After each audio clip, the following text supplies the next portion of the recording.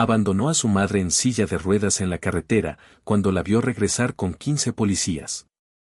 Bienvenidos a tu canal Abuelas con Historia.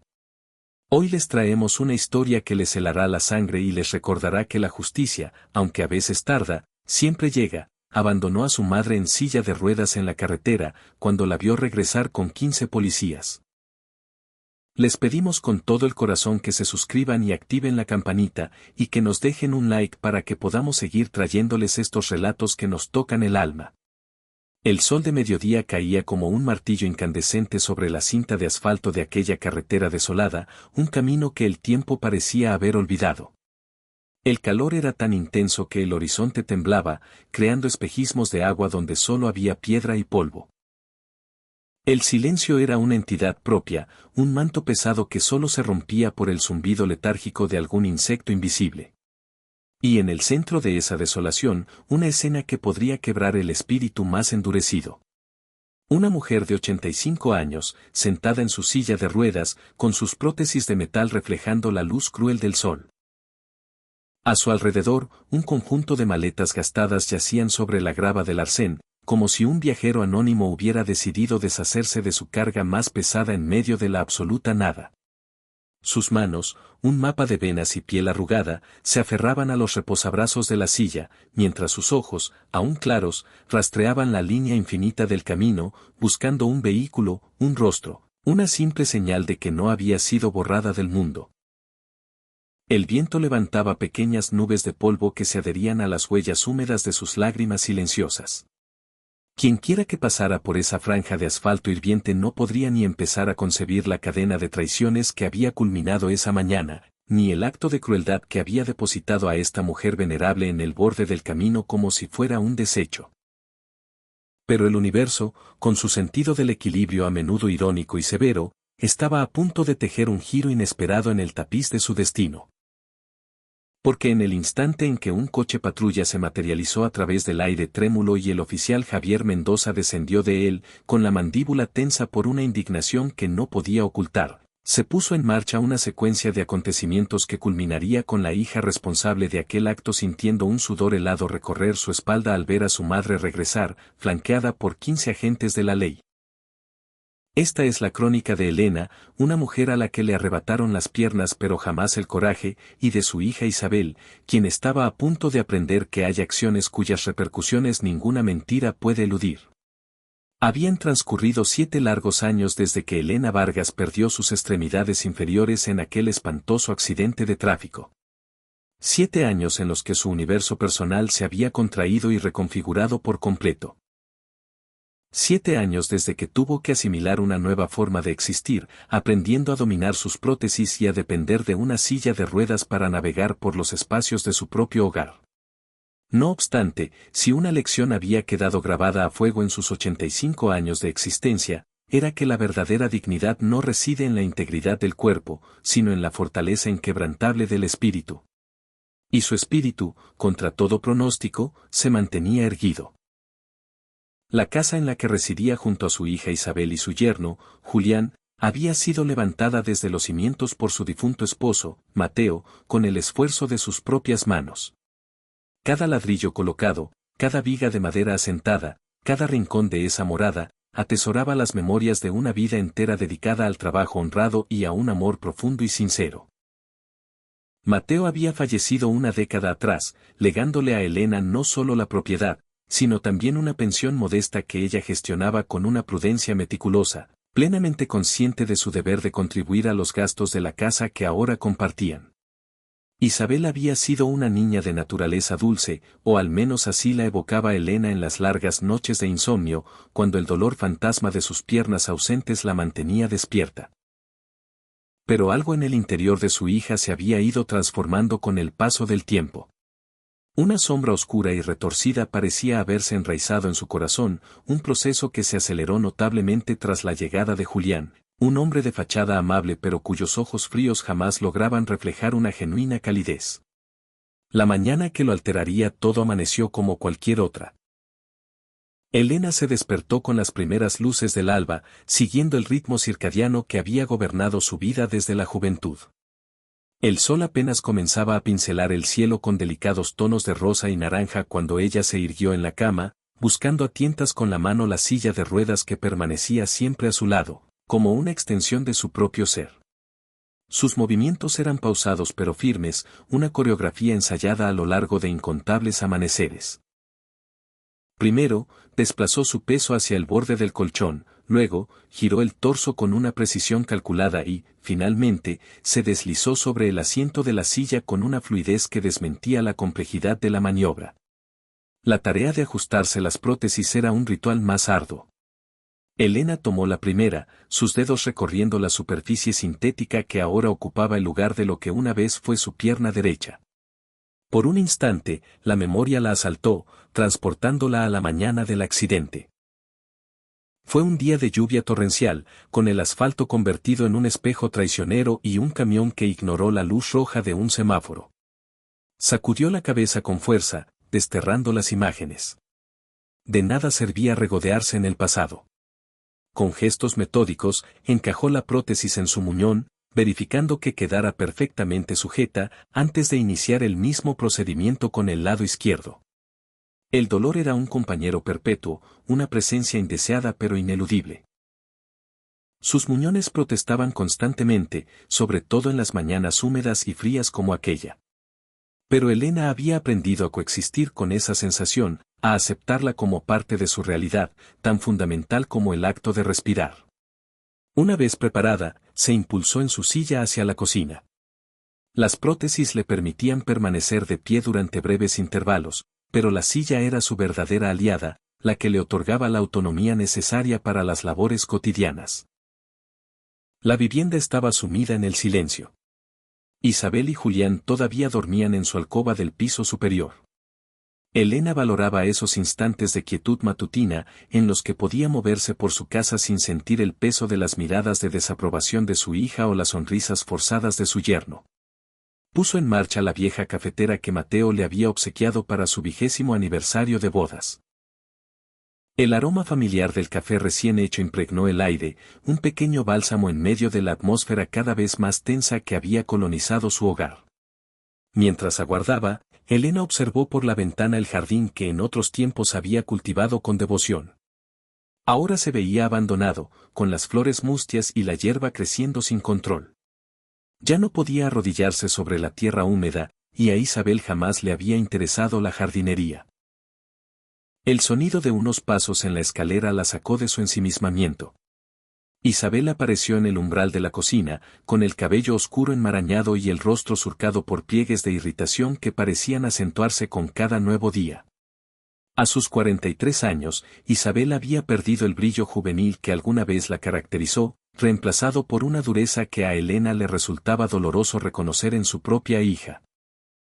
«Ya estás levantada», comentó Isabel, su tono más una acusación que una simple observación.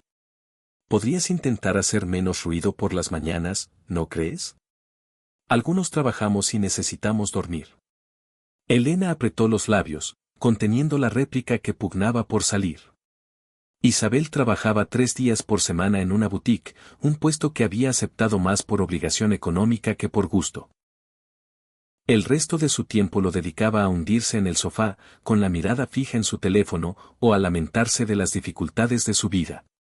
«Lo lamento, hija», susurró Elena, su voz apenas audible. «Como siempre. Procuraré ser más sigilosa».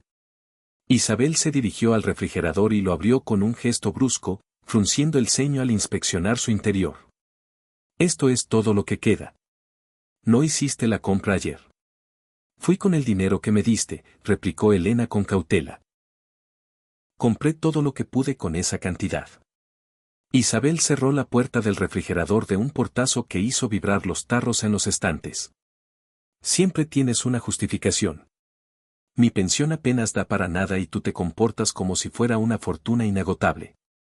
«Tu pensión», comenzó Elena, midiendo sus palabras. «Hija, mi pensión es una ayuda para los gastos comunes. Mateo trabajó 40 años para asegurarse de que yo tuviera ese ingreso. Te la entrego íntegra cada mes para que tú la gestiones». «Pero».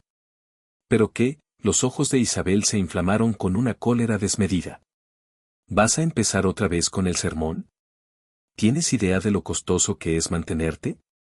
Los medicamentos, las visitas al médico, esa silla de ruedas especial que tuvimos que adquirir, las prótesis. Pagué mis prótesis con mis propios ahorros, la interrumpió Elena con suavidad. Y las medicinas también se cubren con mi pensión. Solo digo que si el dinero no alcanza para la comida, tal vez deberíamos analizar en qué otras cosas se está yendo. La bofetada fue un relámpago, rápida e impredecible. La cabeza de Elena se giró por la fuerza del impacto y sus ojos se anegaron en lágrimas, más por la conmoción que por el dolor físico. No era la primera vez que Isabel recurría a la violencia, pero cada agresión seguía siendo una puñalada en el corazón de madre de Elena. No te atrevas a cuestionar mis decisiones, siseó Isabel, su rostro a escasos centímetros del de su madre. Esta es mi casa ahora, ¿lo entiendes? Mi casa. Y si no te parece bien cómo administro las cosas, la puerta está muy ancha. Elena se llevó una mano a la mejilla, sintiendo el ardor en la piel donde los dedos de su hija habían dejado su marca. Esta casa es mía, Isabel. Tu padre me la dejó a mí. Ustedes viven aquí porque yo se los permití cuando se quedaron sin su apartamento. La expresión de Isabel se petrificó aún más, si es que aquello era posible. Ya veremos de quién es esta casa, dijo con una sonrisa gélida que no llegó a sus ojos. Julián y yo hemos estado conversando. Las cosas van a cambiar radicalmente por aquí, vieja. Muy pronto. Con esa ominosa advertencia, Isabel abandonó la cocina, dejando a Elena temblando en su silla de ruedas. El café se había enfriado en la taza, olvidado, mientras un miedo helado se apoderaba del pecho de la anciana. Había algo en el tono de Isabel, una certeza en la forma en que pronunció muy pronto, que llenó a Elena de un funesto presentimiento. Los días que siguieron se convirtieron en una pesadilla sorda. Isabel y Julián se comunicaban en susurros cada vez que creían que Elena estaba fuera de su alcance auditivo. Interrumpían sus conversaciones de forma abrupta si ella entraba en la habitación. Se lanzaban miradas cargadas de un significado que Elena no lograba interpretar, pero que la sumían en una profunda ansiedad. El comportamiento de Julián hacia ella también había mutado. Donde antes existía al menos una apariencia de cortesía, ahora solo había una hostilidad manifiesta. Empujaba su silla de ruedas con brusquedad cuando supuestamente la ayudaba.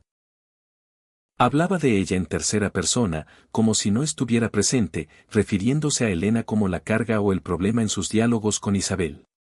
No podemos continuar así, escuchó Elena decir a Julián una noche, su voz colándose por debajo de la puerta de su dormitorio.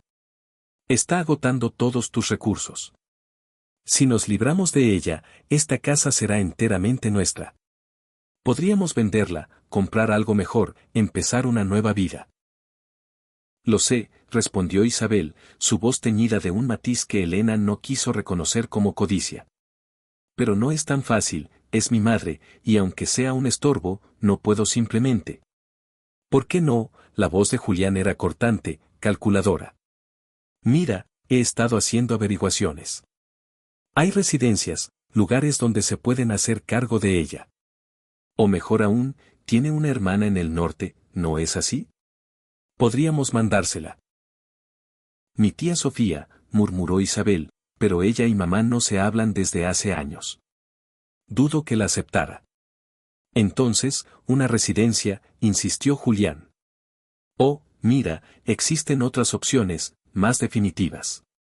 El silencio que siguió a sus palabras fue tan denso que Elena sintió que el aire se había vuelto irrespirable en la habitación.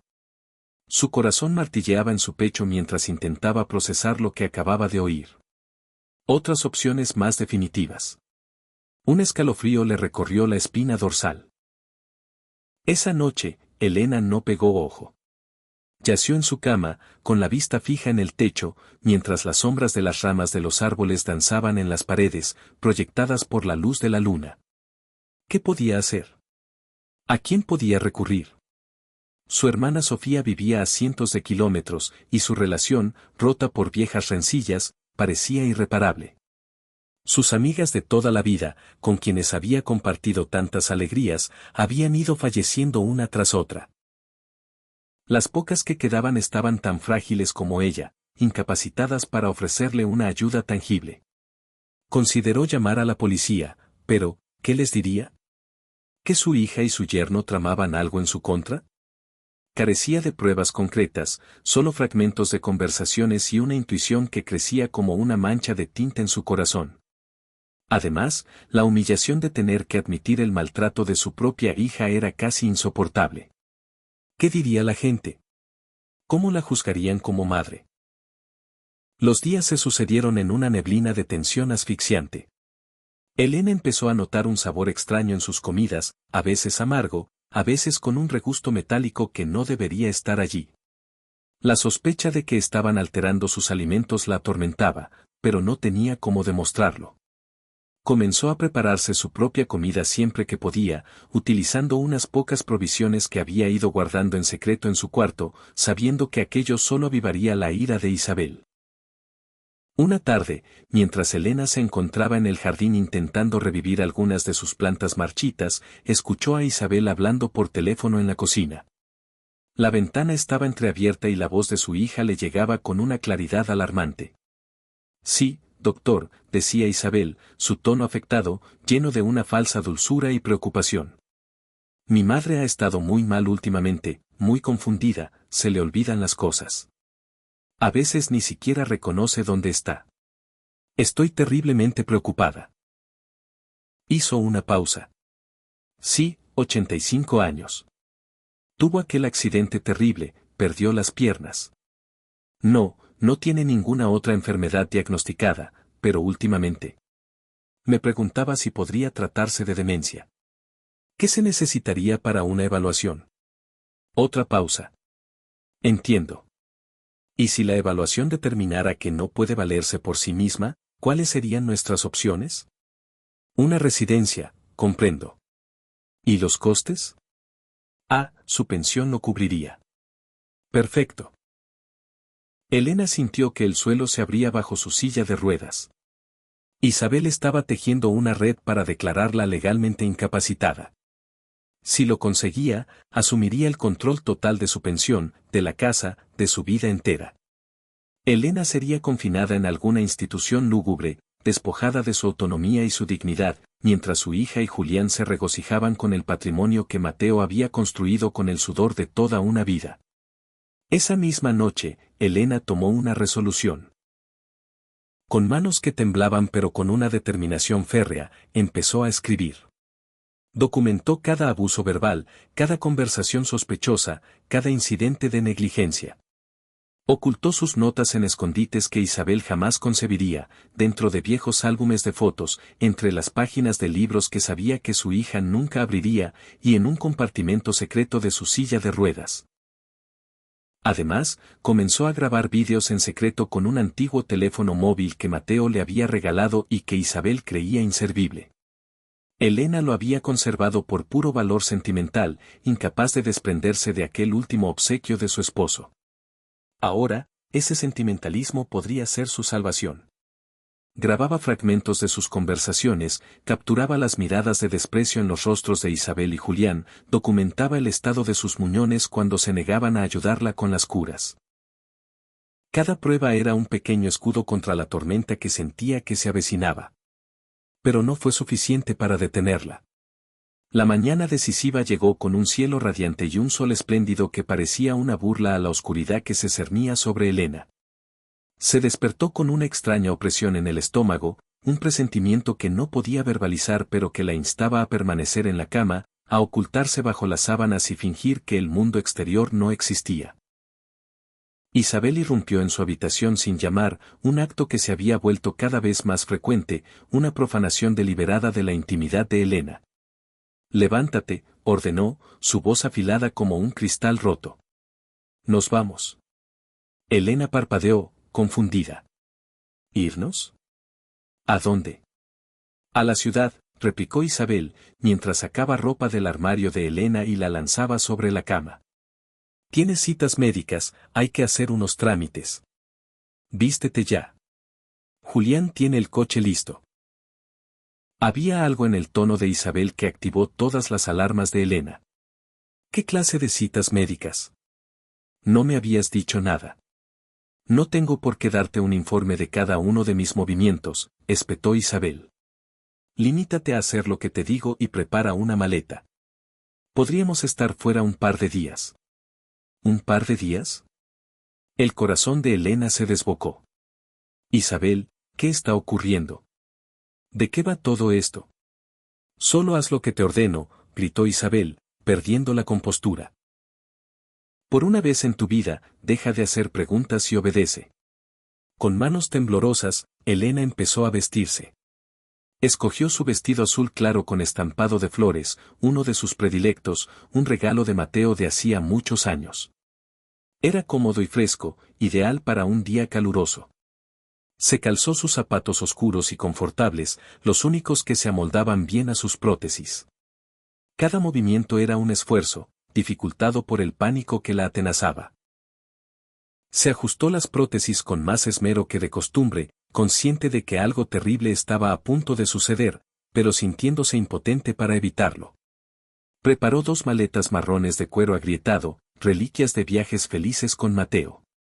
En ellas guardó lo indispensable, ropa interior, sus medicamentos, algunos artículos de aseo y una manta de lana gris que siempre la confortaba. En el último instante, ocultó el teléfono móvil con todas las grabaciones en un bolsillo secreto de su bolso, uno que ella misma había cosido años atrás, diseñado para guardar objetos de valor. Julián la aguardaba en la entrada, su rostro era una máscara de impaciencia. Impaciencia apenas contenida. Él no movió un solo músculo para ayudarla a subir al vehículo, forzando a Elena a forcejear para transferir su cuerpo desde la silla de ruedas hasta el asiento trasero, todo mientras él la observaba con los brazos cruzados y una mueca de desdén. Isabel se limitó a exhalar un suspiro cargado de exasperación ante la parsimonia de su madre. El trayecto se inició en una quietud sepulcral. Elena mantenía la vista fija en la ventanilla, contemplando cómo el paisaje urbano se desvanecía progresivamente. Pasaron de largo el hospital que Isabel había mencionado. Sin siquiera reducir la velocidad. Cruzaron el corazón de la ciudad, dejando atrás los edificios gubernamentales donde supuestamente debían realizar unos trámites. El coche continuó su marcha hacia las afueras, donde las edificaciones daban paso a vastos campos abiertos y a carreteras que se tornaban cada vez más solitarias. ¿A dónde vamos en realidad?, preguntó Elena, su voz no más que un murmullo mientras el miedo se transformaba en una certeza aterradora. Isabel se giró en el asiento del copiloto, sus ojos tan fríos y duros como el granito. A darte lo que te has ganado, replicó con simpleza. Julián soltó una risa, un sonido áspero y desagradable que le erizó la piel a Elena. Deberías mostrarnos algo de gratitud, dijo él. Te estamos liberando de tu propia carga.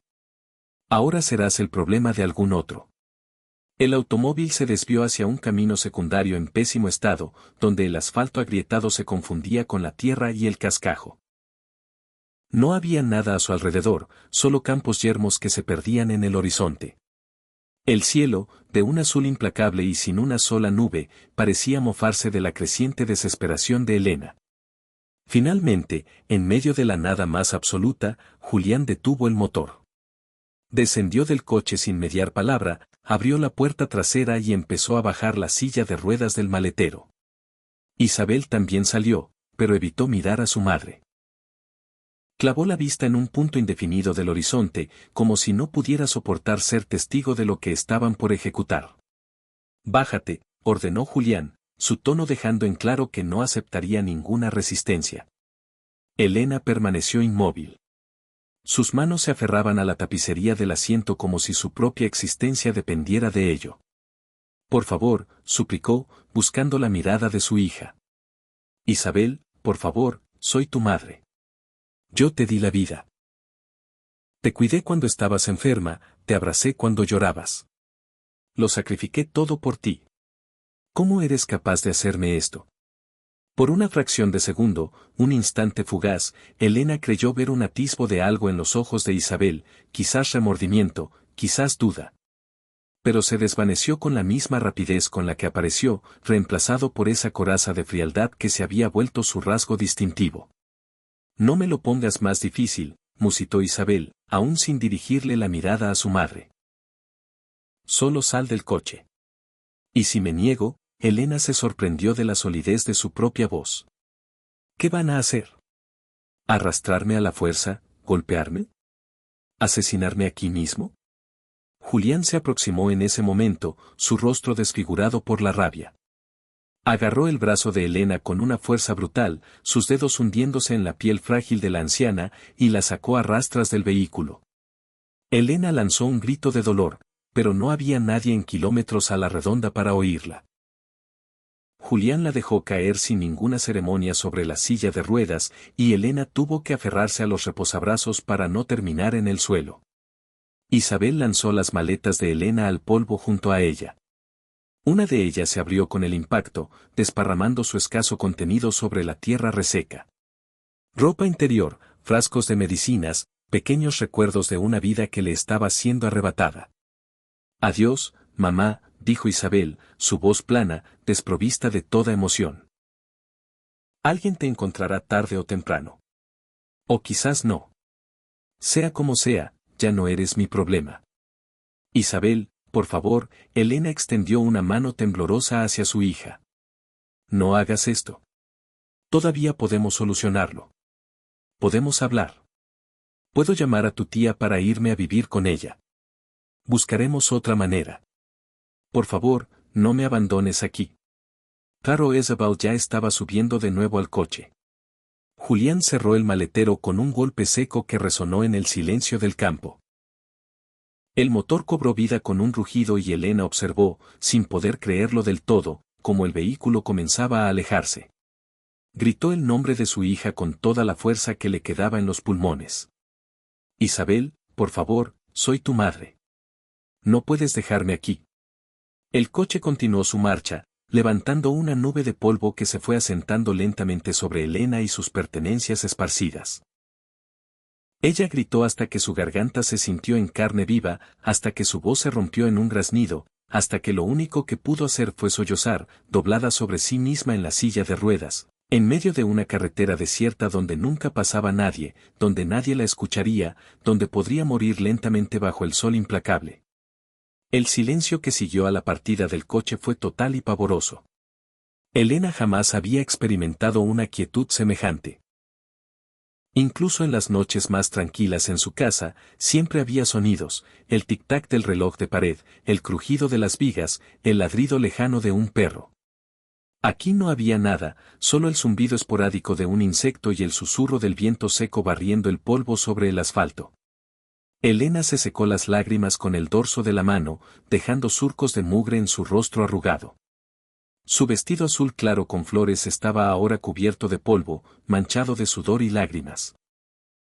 Las maletas de cuero marrón yacían reventadas a su lado, con su contenido desparramado sobre el suelo caliente. Miró a su alrededor, intentando analizar su situación con la mayor objetividad posible, a pesar del shock y el terror que la paralizaban. La carretera se extendía en ambas direcciones como una línea infinita. No se divisaba ninguna casa, ninguna señal de vida humana. El paisaje era plano y monótono, ofreciendo escasa esperanza de encontrar refugio o auxilio. El sol estaba en su cenit. Debía ser cerca del mediodía. El calor era sofocante, el aire tan seco que cada inhalación parecía abrazarle los pulmones. Elena sabía que sin agua y sin protección solar, no sobreviviría mucho tiempo. A su edad y con su condición, la deshidratación podría acabar con ella en cuestión de horas. Con manos temblorosas, empezó a recoger sus pertenencias dispersas de las dos maletas de cuero que se habían abierto con la caída. Cada movimiento era una tortura. Tenía que inclinarse desde la silla, alcanzar objetos en el suelo, estirándose hasta que sus músculos gritaban de dolor. El vestido azul se le pegaba a la piel sudorosa y sus zapatos oscuros estaban cubiertos de una fina capa de polvo. Las prótesis le dolían de una forma atroz. El sudor le recorría el rostro, mezclándose con las lágrimas que no cesaban de brotar. Encontró su botella de agua entre los objetos esparcidos. Estaba a medio llenar, quizás quedaba medio litro. Sabía que debía racionarla, que esa pequeña cantidad podría significar la diferencia entre vivir y morir, pero tenía la garganta tan seca, tan lastimada de tanto gritar, que no pudo evitar tomar un sorbo minúsculo. El agua tibia fue un bálsamo bendito. Revisó sus medicinas. El frasco de las pastillas para la hipertensión se había hecho añicos, las píldoras blancas esparcidas por el polvo eran ahora inservibles. Su insulina, vital para controlar la diabetes, se estropearía en pocas horas bajo aquel calor infernal. El pánico amenazó con devorarla. Sin su medicación, incluso si lograba sobrevivir a ese día, su salud se desplomaría rápidamente. Buscó su teléfono móvil, el que había estado utilizando para reunir pruebas. Sus dedos finalmente palparon el bolsillo secreto de su bolso. Aún estaba allí. Con manos temblorosas, lo extrajo y lo encendió. La pantalla cobró vida, mostrando una carga del 50%. Pero cuando intentó hacer una llamada, vio con horror el mensaje en la pantalla, sin señal. Por supuesto. Estaban en medio de la nada. No había antenas de telefonía cerca, ninguna conexión con el mundo civilizado. El teléfono era inútil. Excepto que... Elena recordó las grabaciones. Si alguien encontraba su cuerpo, al menos tendrían una prueba de lo que Isabel y Julián le habían hecho. Al menos se haría justicia, aunque ella no estuviera viva para presenciarlo. Las horas transcurrieron con una lentitud exasperante. Elena intentó buscar algo de sombra, pero en aquella carretera expuesta, bajo un sol despiadado, no había refugio alguno. Usó una de sus blusas para cubrirse la cabeza, creando un pequeño toldo improvisado que ofrecía una protección mínima, pero era mejor que nada. Mientras esperaba, repasó su vida. Recordó su niñez en un pueblo pequeño, corriendo descalza por calles de tierra. Recordó haber aprendido a cocinar junto a su madre y haber conocido a Mateo en un baile del pueblo cuando ambos eran apenas unos adolescentes. Rememoró su boda, sencilla pero hermosa, en la iglesia local, celebrada con sus pocos ahorros pero con los corazones rebosantes de esperanza. Recordó el nacimiento de Isabel. Había sido un parto complicado, 36 horas de trabajo de parto que casi acaban con ella y con la bebé. Pero cuando por fin sostuvieron a esa criatura diminuta en sus brazos, cuando vieron esos ojos oscuros mirándola, todo el dolor había valido la pena. Mateo había llorado de felicidad, besando la frente sudorosa de Elena y susurrándole promesas de una vida maravillosa para su pequeña familia. ¿En qué momento se había torcido todo? ¿Cuándo su dulce niña se había transformado en una mujer capaz de abandonar a su propia madre para que muriera? Elena sabía que parte de la culpa recaía en Julián, que había envenenado la mente de Isabel con su codicia y su crueldad, pero también sabía que nadie puede convertirnos en algo que no llevamos ya dentro. La semilla de esa crueldad debía de haber estado allí latente, esperando el momento propicio para germinar. El sol comenzó su descenso hacia el horizonte, trayendo un alivio pasajero del calor, pero introduciendo un nuevo tipo de terror, la noche. Elena no sabía qué clase de animales habitaban esa región desolada. Podría haber coyotes, serpientes. En su condición vulnerable, inmóvil, sería una presa fácil. Bebió otro sorbo de agua, consciente de que a la botella le quedaba menos de un cuarto de su capacidad. Su estómago rugía de hambre, no había comido nada desde la cena del día anterior. El mareo comenzaba a hacer acto de presencia, una mezcla de deshidratación, hambre y shock. Entonces, se puso a rezar. No era una mujer particularmente devota, no había asistido a misa con regularidad desde la muerte de Mateo. Pero en ese momento de desesperación, las oraciones de su niñez acudieron a su mente. Santa María, Madre de Dios, ruega por nosotros pecadores, ahora y en la hora de nuestra muerte. Las palabras se convirtieron en un mantra, un ancla a la que aferrarse mientras la oscuridad se cernía sobre el paisaje. La temperatura descendió bruscamente con la llegada de la noche. El mismo calor que la había torturado durante el día dio paso a un frío penetrante que le calaba hasta los huesos. Elena se envolvió con toda la ropa que pudo encontrar en su maleta, pero no era suficiente. Temblaba de forma incontrolable, con los dientes castañeteando, mientras contemplaba un cielo nocturno más estrellado de lo que había visto en décadas. Eran hermosas, tuvo que admitir. En la ciudad, con la contaminación lumínica, nunca se veían así. Allí, en medio de esa negrura absoluta, el firmamento era un manto de diamantes. Al menos moriré viendo algo hermoso, pensó con una extraña calma, la que solo puede provenir de la aceptación de lo inevitable. Pero entonces, justo cuando estaba a punto de dejarse vencer por el frío y la desesperanza, distinguió unas luces en la distancia. Al principio creyó que era una alucinación, un producto del agotamiento, pero las luces se acercaban, constantes y reales. Un vehículo se aproximaba. El corazón de Elena comenzó a latir con una fuerza renovada. ¿Sería alguien que pudiera ayudarla, o serían Isabel y Julián que regresaban para rematar el trabajo? En ese instante, incluso la segunda posibilidad no le pareció tan terrible. Al menos sería un final rápido, mejor que morir lentamente a la intemperie. Intentó ponerse de pie, olvidando por un momento su condición. El dolor que estalló en sus muñones la hizo gritar y desplomarse de nuevo en la silla. Pero agitó los brazos, gritando con los restos de su voz ronca, «Ayuda, por favor. Estoy aquí». El vehículo se acercaba despacio. Elena pudo distinguir que se trataba de una patrulla. Las luces rojas y azules cortaban la oscuridad de la noche. La esperanza explotó en su pecho como una llamarada. Salvación. Ayuda. Por fin. La patrulla se detuvo a pocos metros de ella. La puerta del conductor se abrió y un hombre alto y corpulento descendió. La luz del vehículo iluminó su uniforme y su placa. Se acercó a toda prisa, su rostro mostrando primero confusión, luego shock y, finalmente, una profunda indignación al comprender la escena. «Dios mío», exclamó, arrodillándose junto a la silla de ruedas.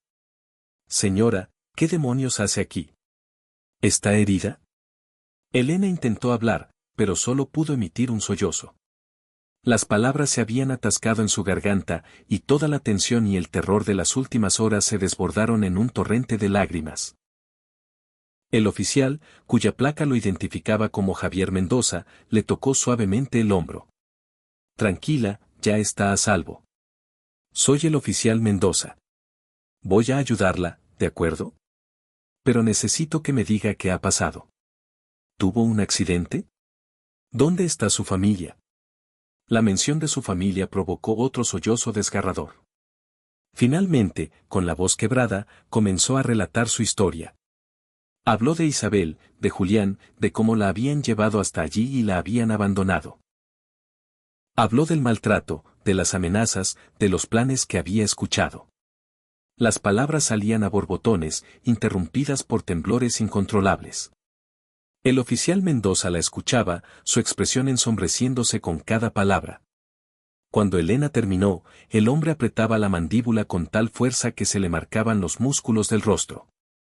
«Señora», dijo él con la voz cuidadosamente contenida, aunque Elena podía percibir la furia que bullía bajo la superficie. «¿Me está diciendo que su propia hija la dejó aquí para que muriera?» Elena asintió, incapaz de hablar, mientras una nueva oleada de llanto la sacudía. La realidad de lo que Isabel había hecho, verbalizada ante otra persona, la golpeó con una fuerza renovada. El oficial Mendoza se puso en pie y tomó su radio.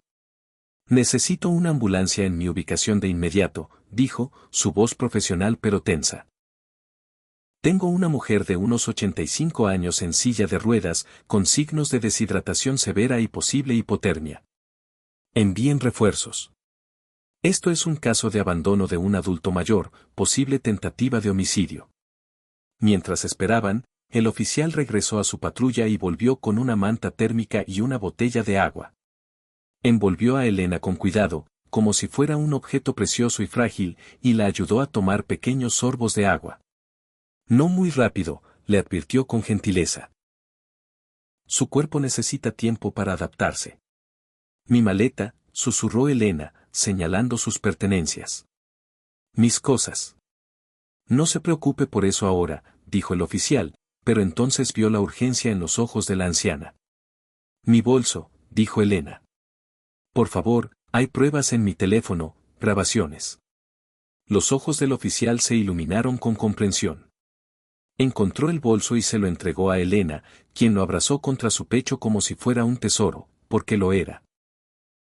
La ambulancia llegó 25 minutos después. Los paramédicos, una mujer joven llamada Patricia y un hombre mayor llamado Fernando, trabajaron con una eficiencia consumada, evaluando el estado de Elena, tomándole las constantes vitales e insertando una vía intravenosa para rehidratarla. Temperatura corporal peligrosamente baja, murmuró Patricia. Signos de deshidratación severa, niveles de glucosa probablemente críticos. Es un milagro que esté consciente. Es una luchadora, dijo el oficial Mendoza, mirando a Elena con respeto. Y nos aseguraremos de que quienes le hicieron esto lo paguen. Mientras la subían a la ambulancia, Elena agarró la mano del oficial con una fuerza sorprendente. Mi hija, susurró, Isabel Sandoval.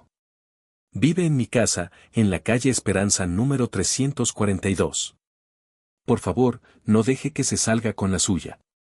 No lo hará, prometió el oficial, su voz firme como el acero. Le doy mi palabra de que investigaremos esto hasta el final. El viaje al hospital fue una nebulosa. Elena entraba y salía de la conciencia. Despertó en una cama de hospital, rodeada de máquinas que emitían pitidos. Una enfermera de mediana edad, de nombre Rosa, estaba ajustando su vía. Bienvenida de nuevo, dijo con una sonrisa cálida. Está en el Hospital General San Miguel. Ha dormido casi 14 horas. ¿Cómo se encuentra? Viva, murmuró Elena, su voz aún rasposa. Sorprendentemente, me siento viva. Rosa soltó una risa suave. Es usted fuerte, señora, más de lo que cree. Poco después entró un médico, el doctor Rodríguez, quien le explicó su estado. Ha sufrido deshidratación severa e hipotermia moderada. La hemos estabilizado, pero deberá quedarse en observación unos días. Mi hija, empezó Elena. ¿Sabe si la policía? Hay un oficial esperando fuera, la interrumpió el doctor con amabilidad. Pero primero debe descansar. No, dijo Elena con una firmeza recién descubierta. Necesito hablar con la policía ahora. Cuanto más espere, más probable es que destruyan pruebas o escapen. El doctor vaciló, pero la determinación en los ojos de Elena lo convenció. Asintió y salió. Momentos después, el oficial Mendoza entró, acompañado por una mujer de paisano que se presentó como la detective Laura Mendoza, de la Unidad de Crímenes contra Adultos Mayores. Señora Vargas, comenzó la detective. Sé que ha pasado por algo terrible. Necesito que me lo cuente todo. ¿Se siente con fuerzas? Elena asintió. Comenzó a hablar.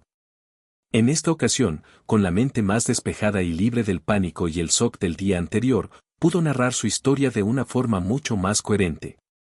Detalló años de maltrato progresivo, las amenazas veladas, las conversaciones que había logrado escuchar a escondidas. Habló del día en que Isabel la golpeó por primera vez, del miedo constante en el que vivía dentro de su propio hogar y de cómo había empezado a documentarlo todo, consciente de que nadie le creería a una anciana sin pruebas fehacientes. La detective Castillo tomaba notas minuciosas, interrumpiendo ocasionalmente para clarificar algún detalle. El oficial Mendoza permanecía de pie junto a la puerta, su expresión volviéndose cada vez más sombría a medida que el relato avanzaba. Cuando Elena mencionó las grabaciones en su teléfono, la detective se inclinó hacia adelante, mostrando un interés palpable. ¿Tiene ese teléfono con usted? Elena señaló su bolso, que alguien había depositado sobre la mesilla de noche. Con manos cuidadosas, extrajo el viejo teléfono móvil. La detective lo tomó como si se tratara de una pieza de evidencia invaluable, que en realidad lo era. Vamos a tener que llevarnos esto, dijo la detective Castillo. Necesitará firmar un formulario de consentimiento para que podamos acceder a su contenido. También necesitaremos una orden judicial, pero con su testimonio y lo que presenció el oficial Mendoza, no creo que tengamos problema en conseguirla.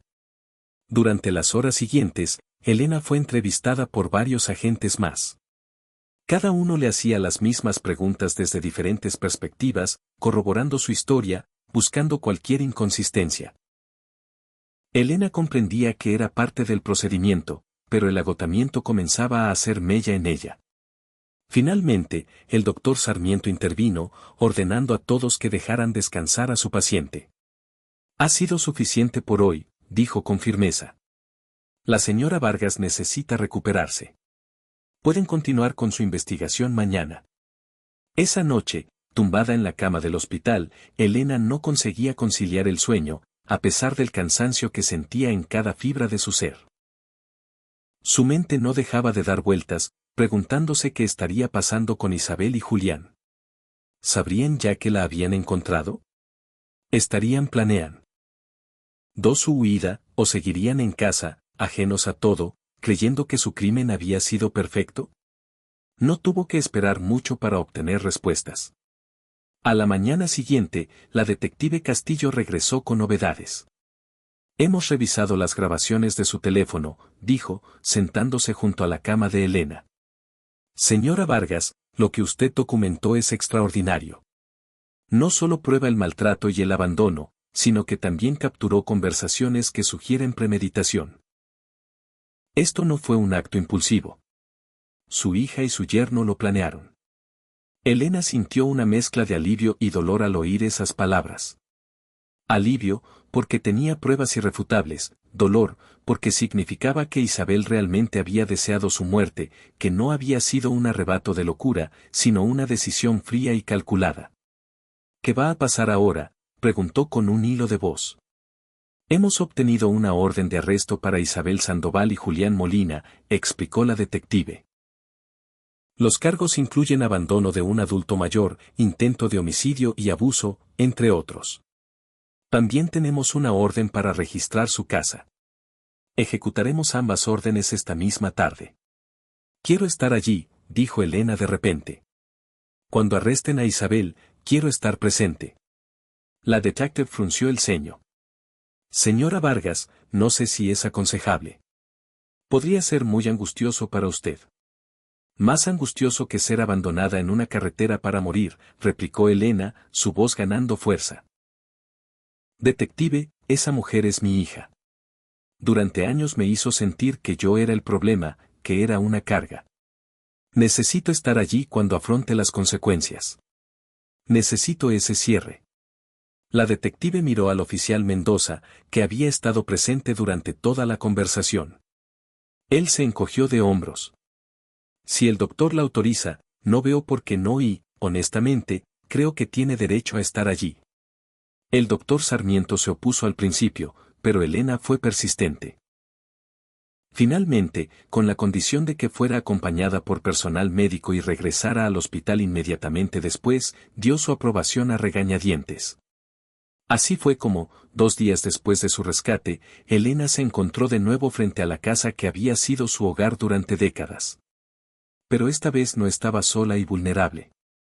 Estaba en una ambulancia, acompañada por la enfermera Clara, observando cómo 3 patrullas se estacionaban frente a la vivienda.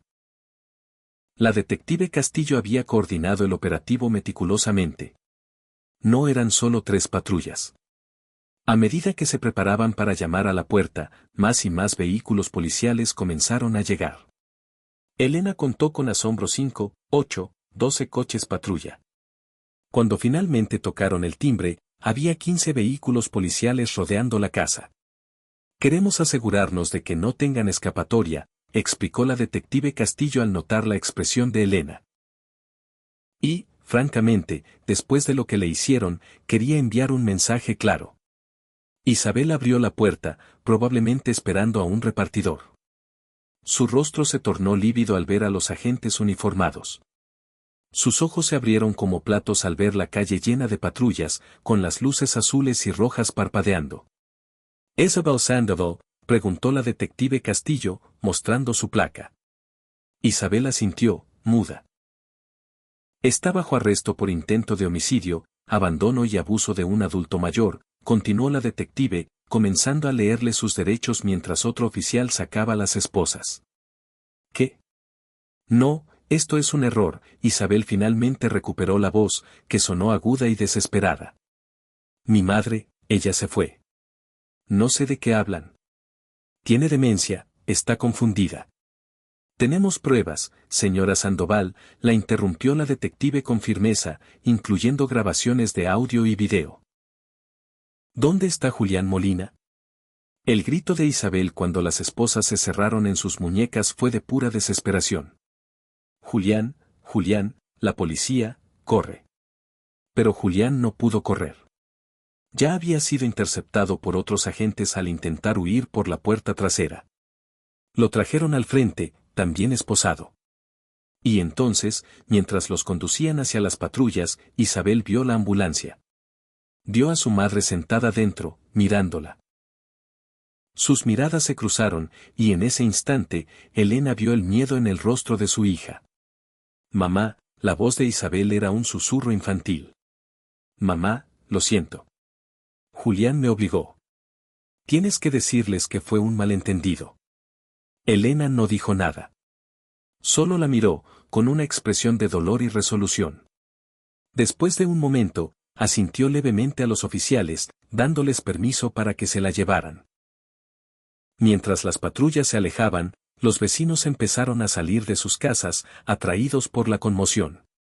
Clara, la enfermera, le tocó el hombro. ¿Lista para volver al hospital? Elena asintió, pero antes se giró hacia el oficial Mendoza. Gracias, dijo. Me salvó la vida. El oficial sonrió. Solo hice mi trabajo, señora Vargas. Pero si me permite, usted hizo la parte más difícil. Sobrevivir hasta que pudiéramos llegar. El viaje de regreso fue silencioso. Había justicia, sí, pero también un profundo dolor, porque a pesar de todo, Isabel seguía siendo su hija. Los días siguientes fueron un torbellino de actividad legal.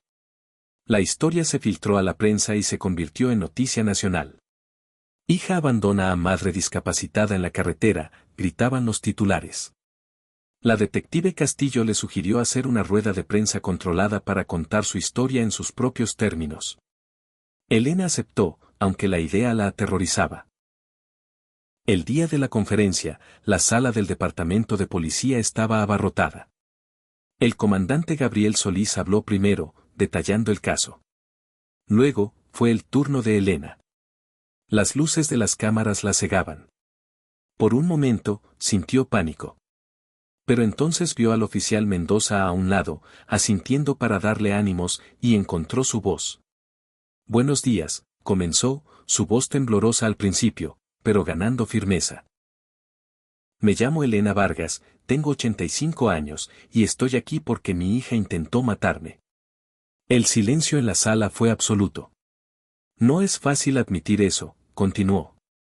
Ninguna madre quiere creer que la hija que dio a luz, que amó, que crió, podría ser capaz de tal crueldad.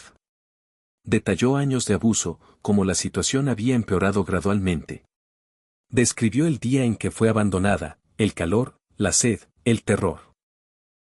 Estoy aquí hoy, dijo, su voz ahora clara y firme, para enviar un mensaje a todas las personas mayores que están sufriendo en silencio.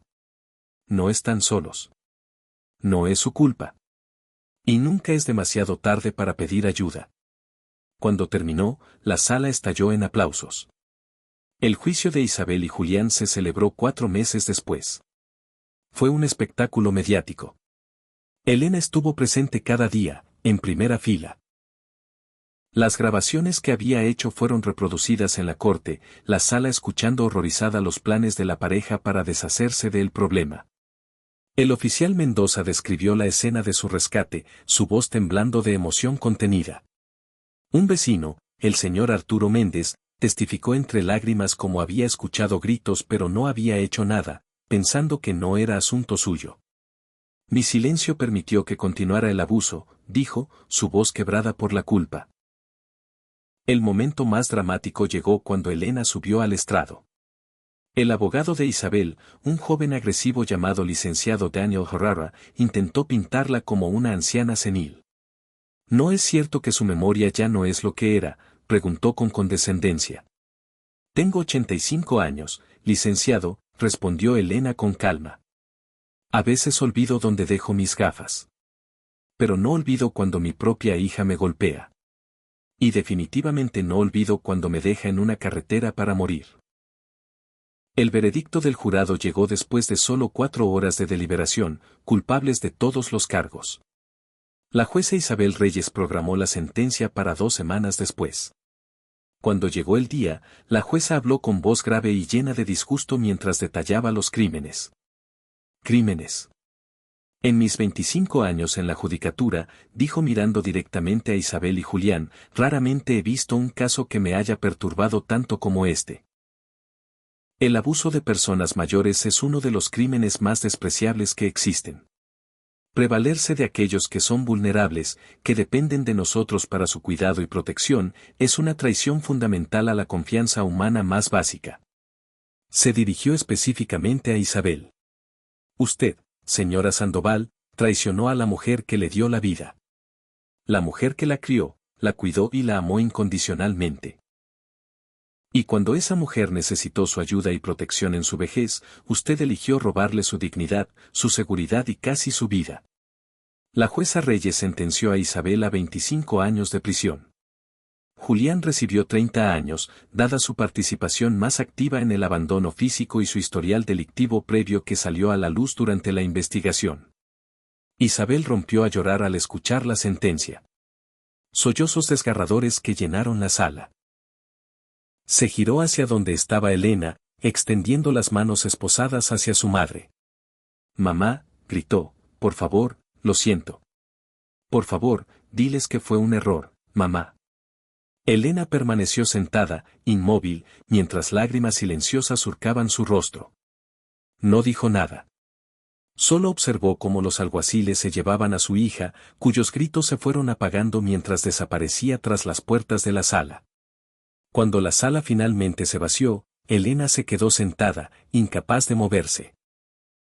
Clara estaba a su lado, sosteniendo su mano en silencio. El oficial Mendoza y la detective Castillo esperaban a una distancia respetuosa. Se acabó, murmuró Elena finalmente. Realmente se acabó. Sí, respondió Clara con dulzura. Ahora puede empezar a sanar. Los meses siguientes fueron un periodo de transición. Su casa fue finalmente liberada como escena del crimen, pero no podía soportar la idea de volver allí. Demasiados recuerdos dolorosos impregnaban cada habitación. Con la ayuda de un trabajador social y de las organizaciones que se habían interesado en su caso, vendió la propiedad. El dinero de la venta, combinado con su pensión y una compensación estatal, le dio a Elena unos recursos que nunca había tenido. Podría haber elegido una residencia de lujo, pero Elena tenía otras ideas. Con la ayuda de la detective Castillo y el oficial Mendoza, que se habían convertido en amigos cercanos, estableció una fundación. Voces de Sabiduría, dedicada a ayudar a víctimas de abuso de ancianos.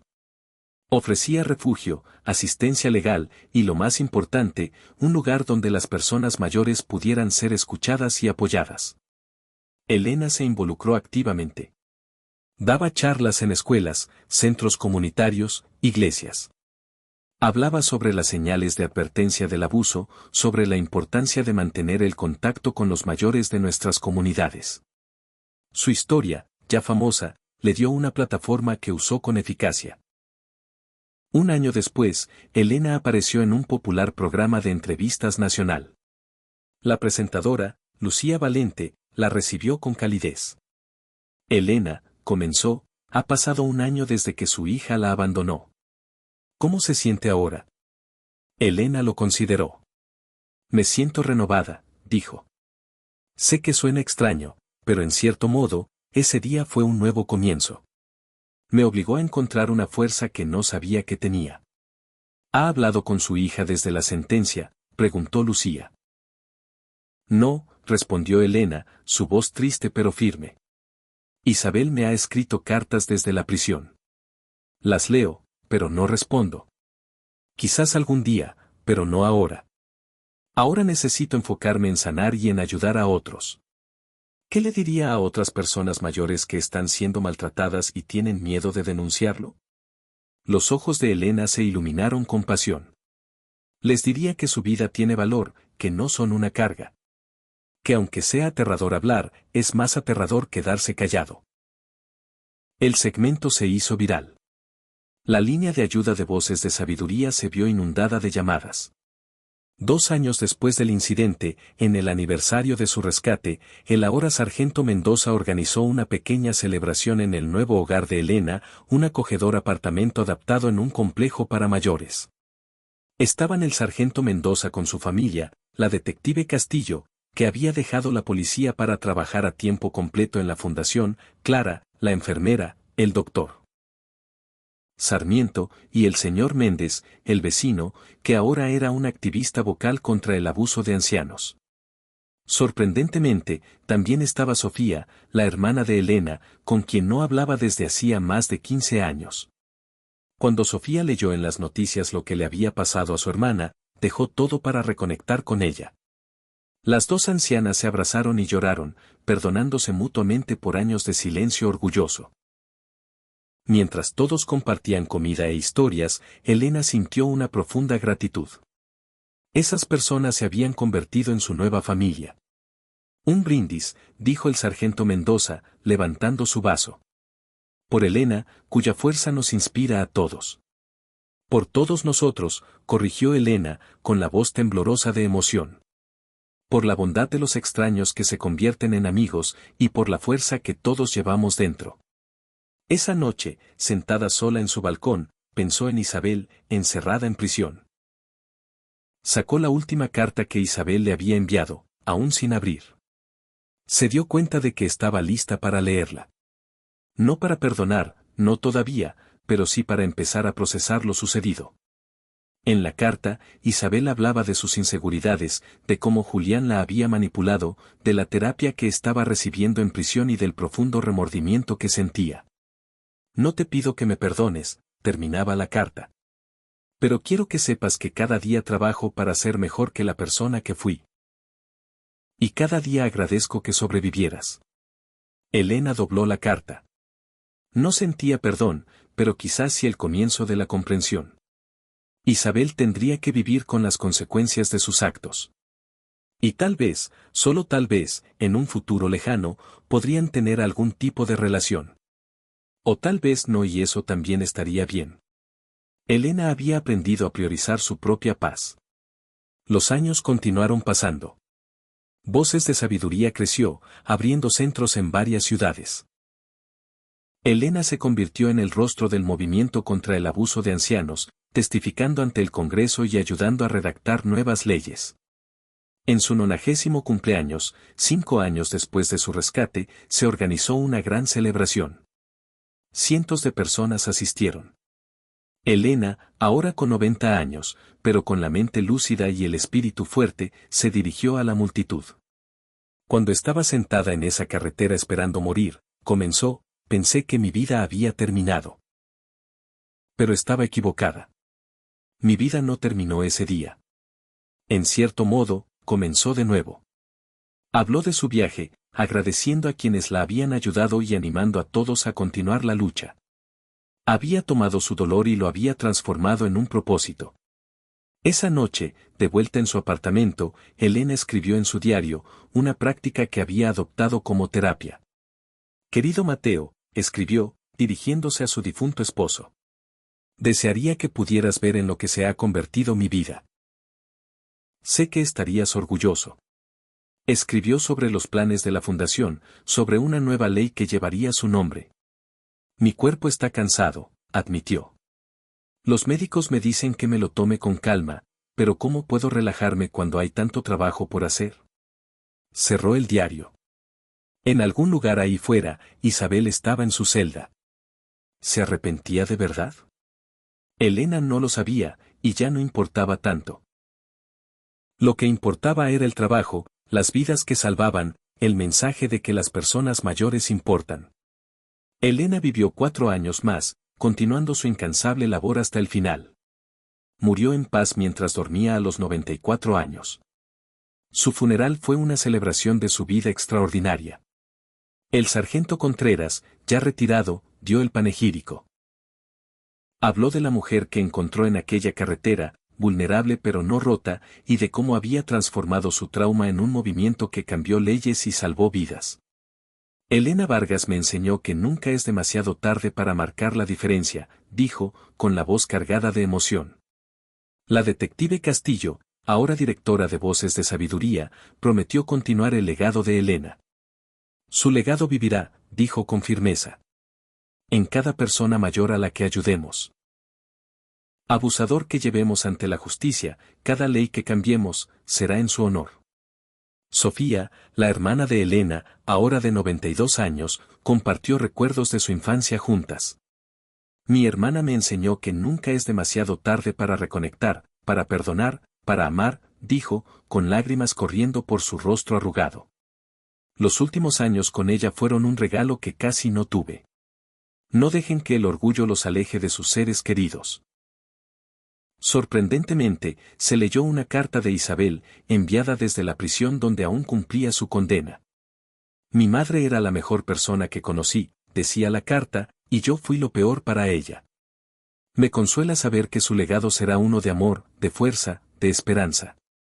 Te amo, mamá, y lo siento. Ojalá hubiera sido digna de ti. Hubo pocos ojos secos en el funeral. La vida de Elena, que había sido marcada por tanto dolor, terminó con dignidad y respeto, rodeada del amor de cientos de personas. Fue enterrada junto a Mateo, su lápida con una inscripción simple pero poderosa, Elena Vargas. Madre, sobreviviente, guerrera. Convirtió su dolor en propósito, su trauma en triunfo. Su legado, voces que antes fueron silenciadas, ahora serán escuchadas.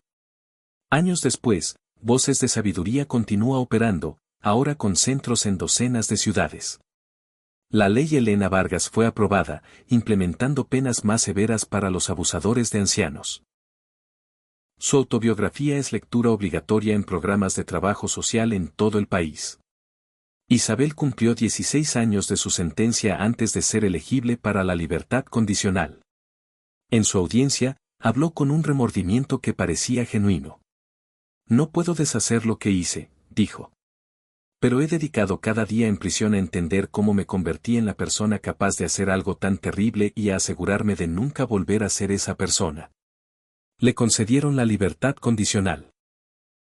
Salió de prisión a los 61 años, una mujer muy diferente. Consiguió trabajo en una residencia de ancianos, dedicando su vida a enmendar de pequeñas formas el daño que había causado. Visitaba la tumba de su madre cada semana, llevándole flores. Hoy ayudé a la señora Gómez a caminar por el jardín, mamá, le decía, arrodillada junto a la lápida. Le recuerda a ti.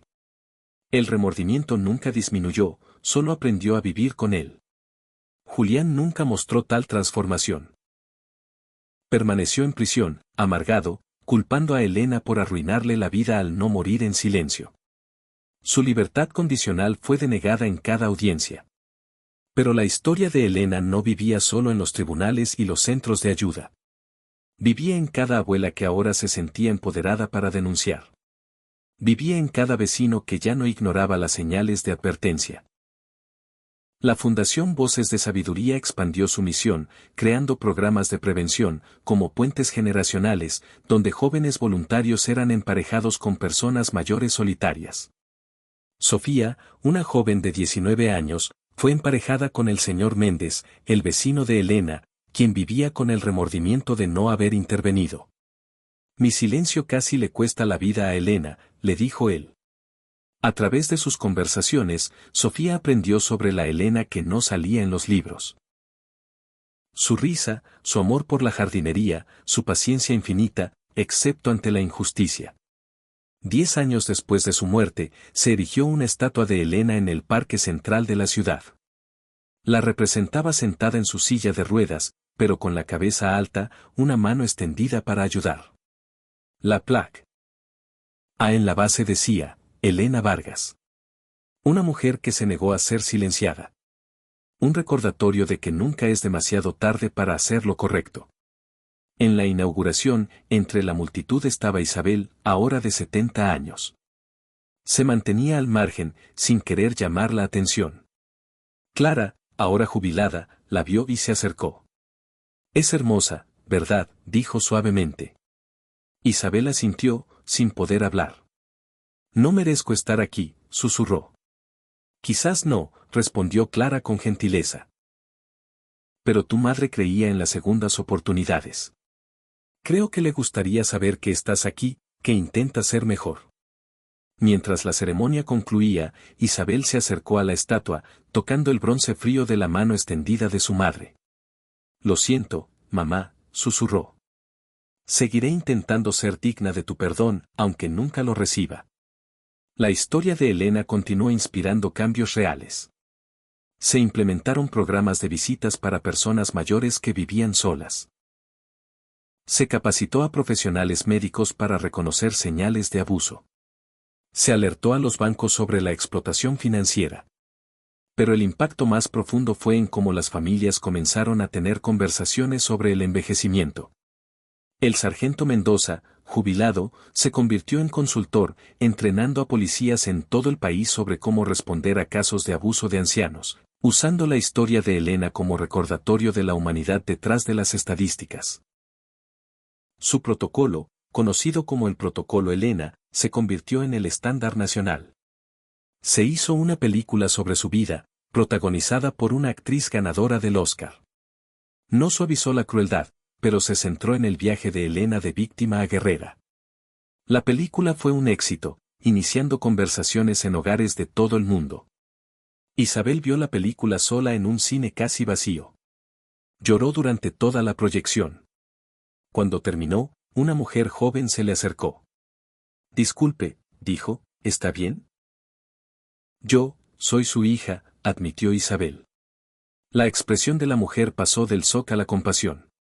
No puedo imaginar lo difícil que debe haber sido ver eso, dijo.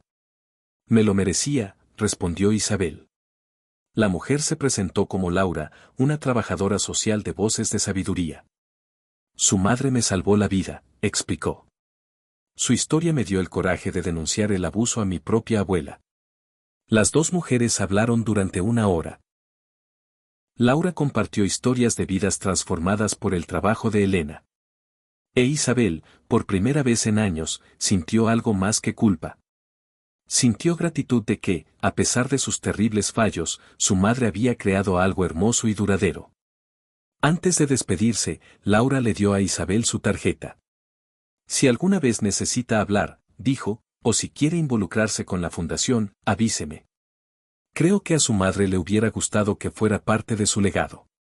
¿Está lista? Isabel tomó la tarjeta con manos temblorosas. ¿Realmente tenía derecho a ser parte de algo que su madre había construido? La idea parecía tanto una posibilidad de redención como una presunción imperdonable. Pasaron semanas antes de que finalmente llamara. Cuando lo hizo, su voz temblaba tanto que apenas podía hablar. Hola, habla Isabel Sandoval. Laura me dio su número y, no estoy segura de qué decir. Laura, que había esperado la llamada, respondió con calidez. ¿Qué le gustaría hacer? Preguntó simplemente. No lo sé, admitió Isabel. Quiero ayudar, pero no quiero contaminar su legado con mi presencia. Entiendo, dijo Laura. ¿Qué le parece esto? Tenemos necesidad de voluntarios para nuestro programa de llamadas telefónicas. Es anónimo. Trabajaría desde casa, respondiendo llamadas de ancianos que solo necesitan a alguien con quien hablar. Nadie necesita saber quién es usted.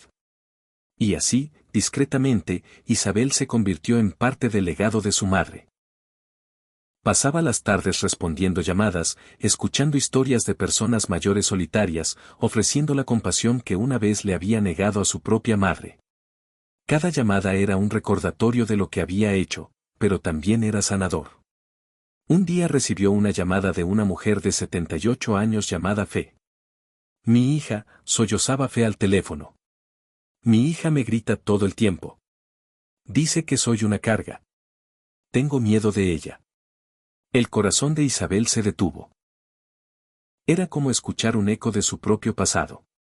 Fe, dijo finalmente, su voz firme a pesar de las lágrimas que corrían por su rostro. Usted no es una carga. Su vida tiene valor. Pasó la siguiente hora hablando con Fe, escuchándola, ofreciéndole recursos. La convenció de permitir que un trabajador social la visitara, de aceptar ayuda antes de que la situación empeorara. Cuando terminó la llamada, Isabel se sentó en silencio. Luego marcó el número de Laura. Acabo de hablar con alguien, dijo, alguien en la situación en la que estaba mi madre. Y creo que la ayudé. Eso es maravilloso, Isabel, respondió Laura con calidez. Su madre estaría orgullosa. No lo sé, dijo Isabel, pero tal vez, solo tal vez, estoy comenzando a ser la persona que ella merecía que fuera. Los años continuaron su marcha inexorable. Isabel envejeció. A los 80 años, se encontró necesitando ayuda, dependiendo de otros. Y en esa vulnerabilidad, finalmente entendió por completo lo que su madre había experimentado. Entendió el miedo a ser una carga, la vergüenza de necesitar ayuda. Tuvo suerte. Los cuidadores de su residencia, muchos de ellos formados por programas de voces de sabiduría, la trataban con paciencia y dignidad. Pero no todos los residentes tenían tanta suerte. Isabel los veía, a los olvidados, y se convirtió en su defensora. Leía para los que no podían ver, escuchaba sus historias repetidas, sostenía sus manos. En su 85 cumpleaños, la misma edad que tenía Elena cuando fue abandonada, pidió que la llevaran a la tumba de su madre. Se arrodilló frente a la lápida y colocó flores frescas. Hola, mamá, comenzó. Hoy tengo 85 años. La edad que tenías cuando hice lo imperdonable. Le habló a su madre sobre su vida, sobre las personas a las que había ayudado. No puedo deshacer lo que hice, concluyó. Pero he pasado cada día desde entonces tratando de ser digna del perdón que nunca pediré.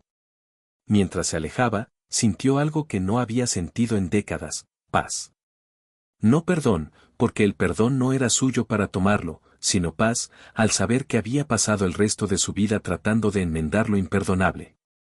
Isabel murió 2 años después, a los 87. En su testamento, dejó todo lo que tenía a voces de sabiduría. También dejó una carta para ser publicada si la fundación lo consideraba apropiado.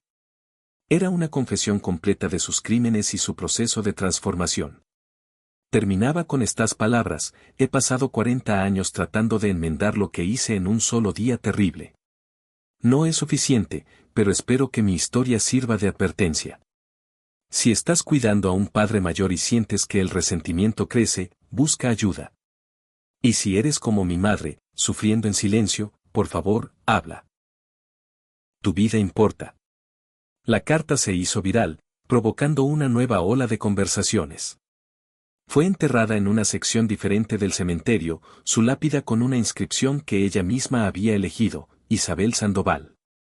Cometí lo imperdonable. Pasé mi vida intentando ser mejor. Aprende de mis errores. Décadas pasaron. La historia de Elena Vargas se convirtió en parte del tejido cultural. En el centenario de su nacimiento, se organizó una celebración masiva. Sofía, la joven voluntaria, ahora era directora regional de la fundación y dio un discurso. Elena Vargas me enseñó que la edad no determina nuestro valor, dijo. Su trabajo no ha terminado. Mientras haya personas mayores siendo maltratadas, tenemos trabajo por hacer. Esa noche, una figura solitaria se quedó junto a la estatua de Elena. Era una mujer de unos 60 años. Abuela, susurró, nunca te conocí. Mi madre era demasiado joven para recordarte. Pero he vivido mi vida a tu sombra, avergonzada del apellido Sandoval. Era la nieta de Isabel. Quiero que sepas, continuó entre lágrimas, que estoy tratando de honrarte de la manera correcta. Soy trabajadora social, especializada en derechos de ancianos. Se quedó allí largo rato, hablando con la estatua, compartiendo su determinación de redimir un apellido manchado. Y tal vez, en algún lugar, el espíritu de Elena escuchaba, sonriendo, sabiendo que su legado vivía, no solo en leyes y fundaciones, sino en los corazones de aquellos que elegían ser mejores. La historia de Elena Vargas, que comenzó con una traición tan profunda, se convirtió finalmente en una historia de esperanza y del poder duradero del espíritu humano. su voz, que casi fue silenciada para siempre, se convirtió en un coro de millones. Porque esa es la verdadera inmortalidad, no en monumentos de piedra, sino en las acciones de aquellos inspirados a hacer del mundo un lugar mejor. Cada vez que alguien denuncia un abuso, cada vez que un vecino se preocupa por un anciano solitario, el legado de Elena vive. Y en algún lugar, quizás junto a Mateo, Elena Vargas descansa en paz, sabiendo que su vida, marcada por tanto dolor, finalmente sirvió para algo hermoso y eterno.